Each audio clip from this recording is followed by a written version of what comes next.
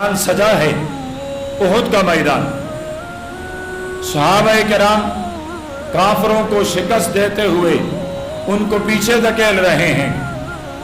نوبت یہاں تک پہنچی، کافر بھاگ گئے، صحابہ کرام کے لیے میدان خالی ہوا، مال غنیمت سمیٹنے لگے۔ چوٹی پر ایک جماعت 10 صحابہ کرام کی آپ صلی اللہ علیہ وسلم نے مقرر فرمائی ہے۔ وہ اپنے امیر سے عرض کرنے لگے کہ پیارے پیغمبر کا حکم تو یہی تھا کہ جب تک میں آمنہ کا لال تمہیں حکم نہ دوں تب تک اپنی جگہ سے نہ ہٹنا، لیکن نیچے دیکھیے میدان صاف ہو چکا ہے، صحابہ کرام مال غنیمت کو جمع کر رہے ہیں، ہم بھی اتر جائیں۔ امیر نے فرمایا نہیں، پھر عرض کیا، پھر منع کیا۔ ان صحابہ کرام کا اجتہاد یہ تھا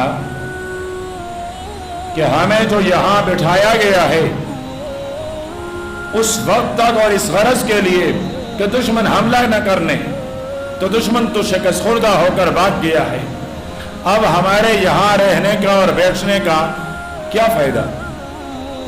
اب ہم نیچے میدان میں اتریں۔ کچھ صحابہ کرام میدان میں اتر گئے، مال غنیمت جمع کرنے لگی۔ حضرت خالد بن ولید رضی اللہ تعالی عنہ اس وقت مسلمان نہیں ہوئے تھے۔ تھوڑے دور جا کر انہیں احساس ہوا کہ چوٹی تو خالی ہے، یہیں سے پلٹ کر اس نے دوبارہ حملہ کیا ہے۔ اللہ پاک ہر مسلمان کو اور آپ کو بھی دکھائیں وہ نہر، وہ راستہ جہاں حضرت خالد بن ولید اپنے ساتھیوں کو لے کر واپس احد کے اس پہاڑی کے دامن میں آئے ہیں۔ واپس آئے، ان صحابہ کرام نے مقابلہ کیا لیکن شہید ہوئے۔ اب کیفیت یہ ہوئی کہ صحابہ کرام میدان کے درمیان میں دونوں طرف کافروں نے گھیر لیا۔ آپ صلی اللہ علیہ وسلم کا جسم اطہر وہ بھی زخمی ہوا۔ اب آپ صلی اللہ علیہ وسلم کے دل میں یہ بات آئی کہ میں نے تو ان صحابہ کرام کو یہاں بٹھا کر منع فرمایا تھا کہ نیچے نہ اتریں، اس کے باوجود نیچے اتریں۔ میرے رب کو معلوم تھا کہ انسانیت میں سے کچھ بد نسل انسان وہ صدیاں گزرنے کے بعد میرے انتخاب صحابہ کرام پر اعتراضات اٹھائیں گے، تو اللہ پاک نے جبریل کو بھیج کر فرمایا میرے محبوب سے جا کر کہہ دیں وَلَقَدْ عَفَا عَنْهُمْ، غلطی خطا تو میرے صحابہ کرام سے ہو گئی ہیں، لیکن مجھ اللہ نے ان صحابہ کرام کو معاف کر دیا ہے۔ آپ صلی اللہ علیہ وسلم کے دل میں بات پیدا ہوئی ہوگی، تو اس دل میں جو قدورت پیدا ہونی تھی اللہ پاک نے اسے بھی صاف کیا۔ فرمایا میرے پیغمبر فَبِمَا رَحْمَةٍ مِّنَ اللَّهِ لِنْتَ لَهُمْ وَلَوْ كُنْتَ فَظًّا غَلِيظَ الْقَلْبِ لَانفَضُّوا مِنْ حَوْلِكَ، میرے پیغمبر اگر آپ سخت مزاج کے ہوتے تو یہ صحابہ کرام آپ کے ہاں سے بکھر جاتے، یا آپ کے مجلس میں پروانوں کی طرح حاضر نہ ہوتے۔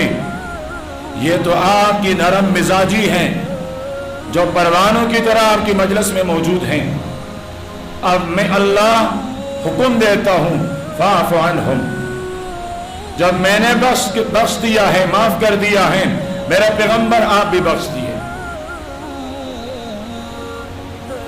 صرف اس میں بھی بس نہیں، فرمایا واستغفر لہم، جب آپ کا ہاتھ اٹھتا ہے دعا کے لیے، بخشش کے لیے، طلب بخشش کے لیے، تو میرے پیغمبر ان صحابہ کرام کی بخشش مجھ سے طلب کر لیجئے گا۔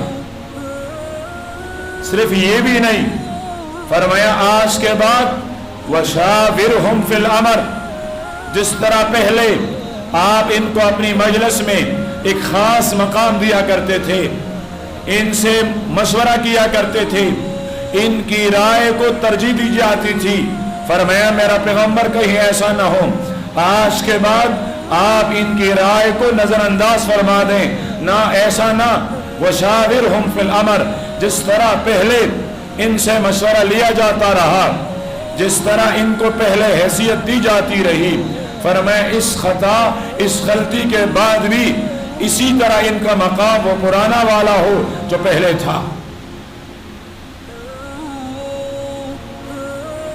اس سے بھی بڑا مرتبہ بدر کا معرکہ لڑا گیا، اللہ پاک نے ارشاد فرمایا میرے پیغمبر میں نے اصحاب بدر کو جھانکا ہے، اور جھانکنے کے بعد اب میں فیصلہ کرتا ہوں، میرا اعلان یہ ہے کہ میں نے بدری صحابہ کرام کے تمام لغزشوں کو خطاؤں کو بخش دیا ہے۔ صرف یہ بھی نہیں، یہ تو عام انسان کو بھی یہ مقام حاصل ہے، توبہ کرتا ہے استغفار کرتا ہے اللہ پاک بخش دیتا ہے۔ فرمایا میں نے ان کے جتنے بھی سیئات ہیں، جتنی خطائیں ہیں، ان کو میں نے حسنات نیکیوں سے تبدیل کر لیے۔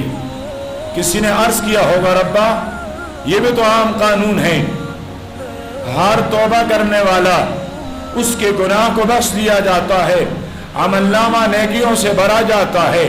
صحابہ کرام اہل بدر کی خصوصیت کیا ہے؟ فرمایا میں نے بدریوں سے یہ فرمایا ہے، یہ حکم دیا ہے کہ اعملوا ما شئتم، آج کے بعد جو تمہارے جی میں آئے، جو تمہارے دل میں آئے کرتے رہو۔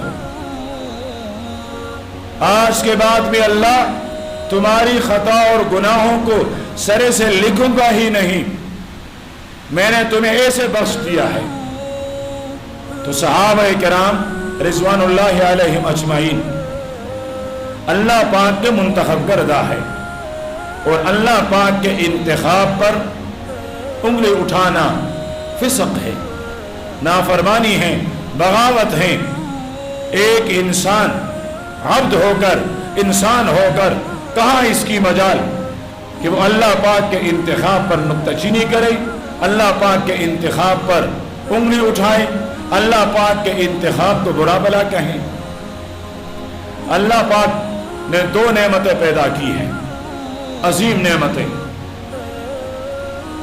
ایک نعمت اللہ رب العزت کی دیدار، تمام نعمتوں میں سے سب سے بڑی نعمت ہے اللہ پاک کی دیدار، اللہ پاک کی زیارت۔ اللہ پاک جنتیوں سے پوچھیں گے جنتیوں میں نے جتنے نعمتیں تمہیں دی ہیں اس پر تم راضی ہو؟ جنتی عرض کریں گے ہاں ہمارے رب ہم راضی ہیں۔ فرمایا تمہیں کسی اور چیز کی ضرورت؟ عرض کریں گے اللہ آپ نے سب کچھ عطا فرما دیا ہے، سب کچھ ہمیں ملا ہے۔ پھر اللہ پاک فرمائیں گے میں تمہیں دنیا کے دنوں کے اعتبار سے ہر جمعے والے دن اپنا دیدار کراتا رہوں گا۔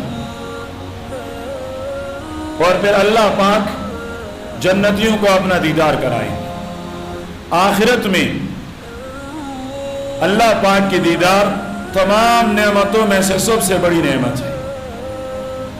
اب دنیا میں اللہ کی نعمتوں میں ایمان کے بعد سب سے بڑی نعمت کیا ہے؟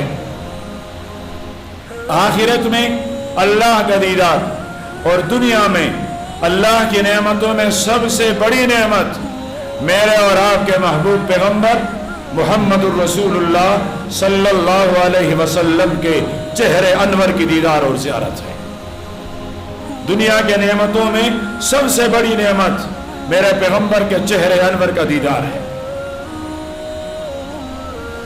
تو یہاں اللہ پاک نے صحابہ کرام کو یہ نعمت عطا کی ہے کہ اپنے محبوب کے چہرے کی دیدار کروائی ہے، اپنے محبوب کے چہرے کی زیارت کروائی ہے، ایمان کی حالت میں کروائی ہے۔ تو صحابہ کرام کی نظریں، نگاہیں وہ پاکیزہ نگاہیں ہیں، وہ پاکیزہ آنکھیں ہیں جنہوں نے دنیا کے سب سے اعلیٰ ترین، سب سے پاکیزہ ترین، سب سے مقدس ترین چہرہ امام الانبیاء، فخر موجودات، سید الاولین والآخرین، خاتم النبیین محمد الرسول اللہ صلی اللہ علیہ وسلم کے چہرے انور کی زیارت کی ہے۔ اور آخری بات عرض کر دوں، صحابہ کرام تنقید سے بالاتر ہیں۔ میرے اور آپ کے ایمان پر تنقید ہو سکتی ہے، میرے اور آپ کے ذات اور کردار پر تنقید ہو سکتی ہے، میرے اور آپ کے اعمال پر تنقید ہو سکتی ہے، اس لیے کہ ہمارا ایمان کوئی کامل ایمان نہیں۔ ہمارے کامل ایمان کے بارے میں نہ تو قرآن پاک کی کوئی گواہی موجود ہے، نہ میرے پیغمبر کی کوئی گواہی موجود ہے۔ کسی وقت بھی ہم پھسل سکتے ہیں، ایمان کا سودا کر سکتے ہیں، لیکن صحابہ کرام وہ مبارک ہستیاں ہیں کہ ان پر نہ ان کے ایمان کی وجہ سے تنقید ہو سکتی ہے، نہ اعمال کی وجہ سے تنقید ہو سکتی ہے۔ ایمان کی وجہ سے تنقید اس لیے نہیں ہو سکتی کہ اللہ پاک نے ایک نہیں کئی مقامات پر قرآن پاک نے ارشاد فرمایا اولئک هم المؤمنون حقا، یہ میرے پیغمبر کے صحابہ سچے، کرے، پکے اور کامل مومن ہیں۔ ان کے ایمان کی گواہی اور تصدیق اللہ پاک نے خود فرمائی ہے۔ تو جب اللہ پاک خود فرماتے ہیں یہ کامل مومن ہے، صرف کامل مومن نہیں، مجھے اور آپ کو ایمان حاصل کرنا ہو، کس طرح کا ایمان حاصل کریں گے؟ اللہ پاک نے صحابہ کرام کے ایمان کو نمونہ بنایا ہے، معیار بنایا ہے۔ فرمایا اگر تم مومن بننا چاہتے ہو، تم ایمان لانا چاہتے ہو تو فَإِنْ آمَنُوا بِمِثْلِ مَا آمَنْتُمْ بِهِ فَقَدْ اهْتَدَوْا، اگر تم صحابہ کے ایمان کی طرح ایمان لاؤ گے تو تم کامل مومن، تمہارا ایمان کامل ہے۔ لیکن اگر تمہارا ایمان صحابہ کے ایمان کی طرح نہ ہو تو فرمایا پھر تمہارے ایمان کے بارے میں کوئی ضمانت، کوئی گارنٹی نہیں دی جاتی ہے۔ تو صحابہ کرام کے ایمان پر تنقید نہیں ہو سکتی ہے کہ یہ تنقید سے مبرہ اور پاک ہے۔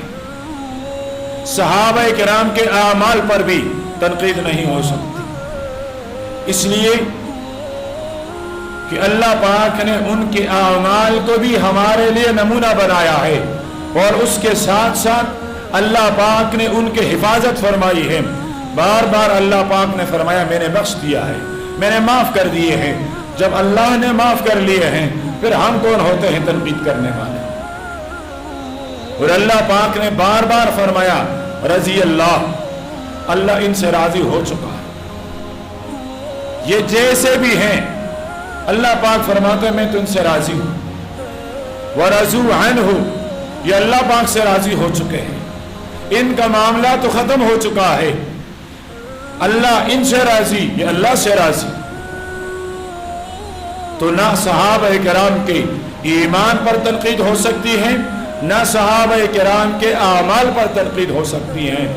اس لیے ہم جو اہل سنت والجماعت بار بار یہ کہتے ہیں، ہمارے کہنے کا بنیادی نقطہ یہ ہے کہ صحابہ کرام ہماری طرح نہیں ہیں۔ ہم بھی مومن ہیں، ہم بھی مسلمان ہیں، لیکن صحابہ کرام ہماری طرح نہیں ہیں۔ انبیاء علیہ السلام بھی انسان ہیں لیکن ہمارے طرح نہیں ہیں۔ تو صحابہ کرام بھی انسان ہیں، اس امت کے افراد ہیں، لیکن ہمارے طرح نہیں ہیں۔ ان کی شان الگ ہے، ہماری شان الگ ہے۔ ان کی شان یہ ہے کہ وہ تنقید سے مبرہ، وہ تنقید سے پاک ہیں، ان پر تنقید نہیں ہو سکتی ہے۔